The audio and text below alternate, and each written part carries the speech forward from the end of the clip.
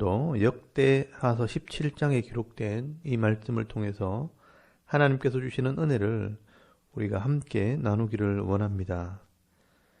이 역대하서 17장에는 이 아사 왕을 이어 왕이 된 이 여호사밧 왕의 신앙에 대해서 기록을 하고 있습니다.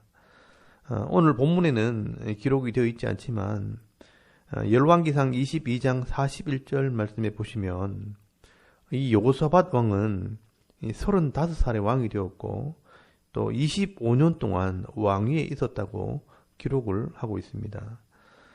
그리고 이 여호사밧 왕은 아버지 아사 왕이 41년간 왕으로 있으면서 선한 왕으로 나라를 다스리는 것을 다 지켜보았고 또 마지막에 교만함으로 이 선지자를 감옥에 가두면서 회개하지 않으므로 다리에 병이 들어 고통스럽게 죽어가는 것도 다 보았던 사람입니다.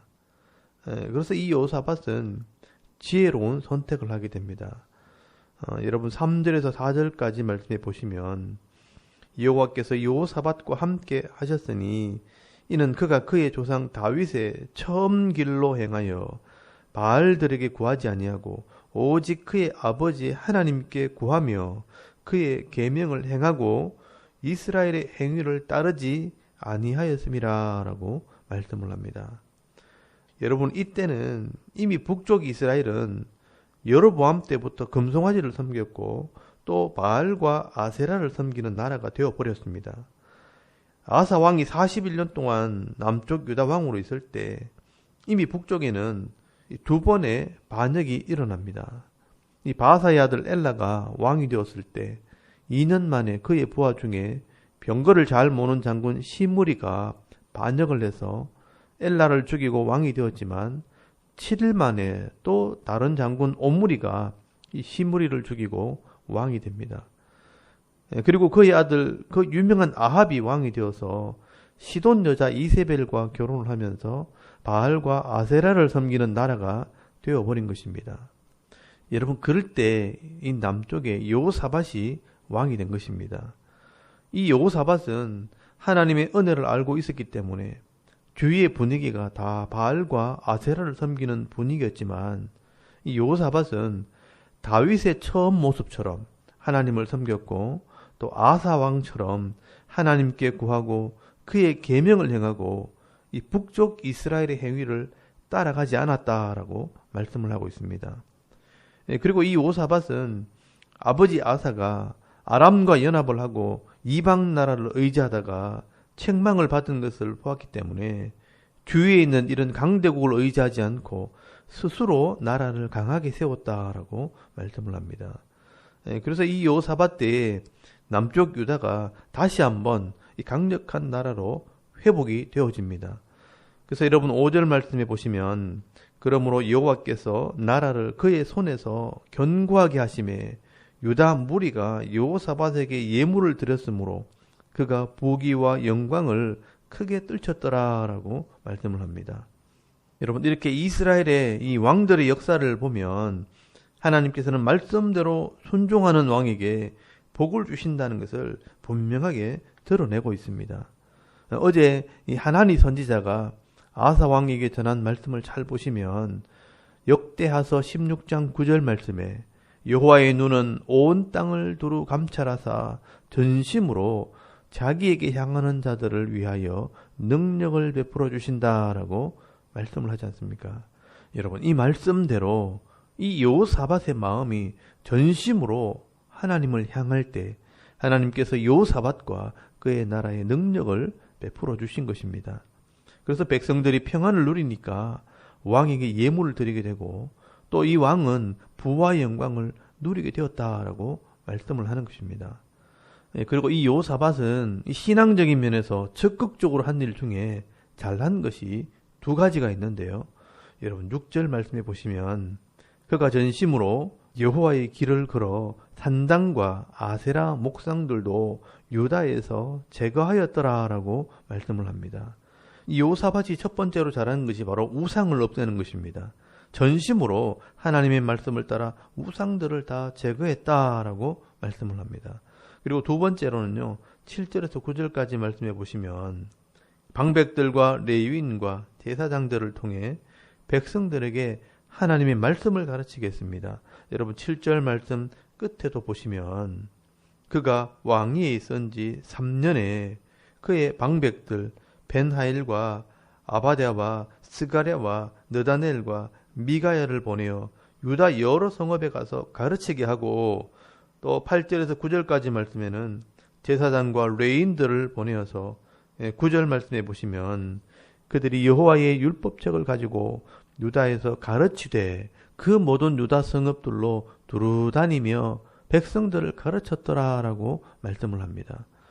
여러분 여기에서 중요한 것은요, 이 지도자들이 율법책을 백성들에게 가르쳤다는 것이 중요한 것입니다. 우상을 제거하는 것까지는 다른 왕들도 하지만 이 하나님 말씀을 가르치지 않기 때문에 똑같은 일이 반복이 되어집니다. 그런 면에서 이 여호사밧의 이 말씀을 가르치는 사역은 굉장히 중요한 사역입니다. 이 여호사밧이 25년을 왕위에 있었는데 거기 7절 말씀에 보시면 왕이 된 지 3년이 지났으니까 22년 동안 이 하나님 말씀을 가르치게 됩니다. 여러분 이때 이 어린아이들과 청년들이 말씀을 배워서 이제 미래를 준비하게 되는 것입니다. 여러분 이 여호사밧의 말씀을 가르치는 사역 때문에 이 어린아이들과 이 청년들이 미래의 나라를 지키게 됩니다. 왜냐하면요, 이 여호사밧이 남쪽을 다스릴 때 이 북쪽 이스라엘에는 이방 여인 이세벨이 들어와서 바알과 아세라를 섬기도록 교육을 하고 있었습니다. 그리고 이 이세벨이 남쪽도 이제 우상화하려고 자기 딸을 남쪽에 시집을 보내게 됩니다. 여러분 이 우상의 문화가 왕족에게서부터 물밀듯이 들어올 때 이 여호사밧이 가르친 이 하나님 말씀이 그 백성들을 지키게 되는 것입니다. 여러분 이것은 겉으로 드러나지는 않지만 역사를 잘 살펴보시면 이런 모습들이 드러나게 됩니다.